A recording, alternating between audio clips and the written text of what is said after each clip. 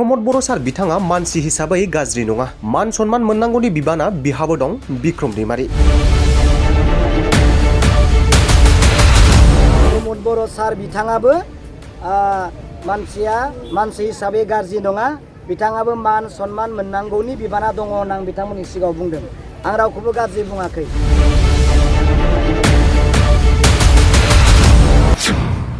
गोरलै खोथा नङा बिटिआर एकर्डनि दफाखौ जों मावनो हानाय नंला होनना आसाम सरकारनिफ्राय फैनाय लाइजामा। बिक्रम दैमारि। नाथाय दिनै प्रमद बर' बिथांनि गोरलै गोसो आरो प्रमद बर' बिथांनि गोरलै जिथु सरकार खुंनाय बेखौ नुनानै आसाम सरकार आरो दिल्ली सरकारा दिनै बिटिआर एकर्डनि दफाफोरखौनो दिनै सापर्ट खालामाखैसै। नङा होमबा? बिथांनि गोरलै जिखौ बियो सासन खालामनो हायै अबस्थाखौ नुनानै दिनै दिल्ली आरो स्टेटआ बिटिआर एकर्डखौ दिनै सापर्ट खालामाखै।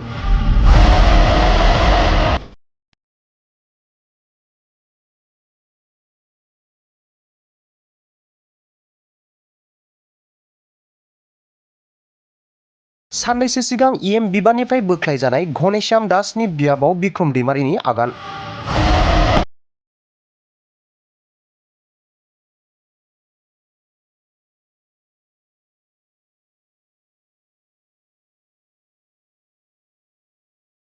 हांग्रिकुसि गामियाव बे देरा समस्तियाव रायजो राजाजों गोबां खोथा रायलायबाय।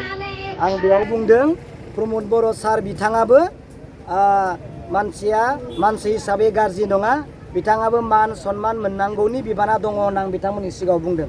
आं रावखौबो गाज्रि बुङाखै। नाथाय दिनै प्रमद बर' बिथांनि गोरलै गोसो आरो प्रमद बर' बिथांनि गोरलै जिथु सरकार खुंनाय बेखौ नुनानै आसाम सरकार आरो दिल्ली सरकारा दिनै बिटिआर एकर्डनि दफाफोरखौनो दिनै सापर्ट खालामाखैसै। नङा होमबा? बिथांनि गोरलै जिखौ बियो सासन खालामनो हायै अबस्थाखौ नुनानै दिनै दिल्ली आरो स्टेटआ बिटिआर एकर्डखौ दिनै सापर्ट खालामाखै। दिनै बे लेखायाव दै लिरदों, बेयाव लिरना हरखादों जे it is not possible for state government to provincialise the college. 10टा कलेजनिल' खौरां बुङाखै, कुनु कलेजखौनो सरकारि खालामनो हाला होननानै आसाम गभर्नमेन्टआ बिटिसि गभर्नमेन्टनो दिनै लेटार होदों। बे खोथाया गोरलै नङा, मिथिबाय? बे खोथाया गोरलै नङा। बिराद गिदिर क्राइम बेयो आसाम सरकारनि, जेराव आसाम सरकारानो बेखौ मावगोन होननानै जोङो खालामना होगोन होनना बिबान लानानै एकर्डआवनो लिरना लानाय। आसाम सरकारासो एकर्डआव बुंदोंमोन जे जों खालामना होगोन ना। नै दाखालि जुननि 9 तारिखआवबो बुंदोंमोन जे जोङो 10 कलेजाव सरकारि खालामना होगोन ना। नाथाय दिनै बिथांमोना नै लिरना हरबाय जों खालामनो हाला। प्रमद बर' बिथाङाबो आंनो हरदों, बिथाङानो जुदि बिटिआरनि इडुकेसन डिपार्टमेन्टनि चिफ, बिथाङानो आंनो हरदों, डिरेक्टरा आंनो हरदों नै इडुकेसन डिरेक्टरा जे देयर इज नो गभर्नमेन्ट एमेन्डमेन्ट बिल। 10टा कलेजा जेबो गभर्नमेन्ट एमेन्डमेन्ट बिल गैया, माने जेबो गैया। बेफोर खोथाया गोरलै नङा। रायजोनो फरायना हो, बेफोरखौ आं रायजोनो कपि होजोब्बाय।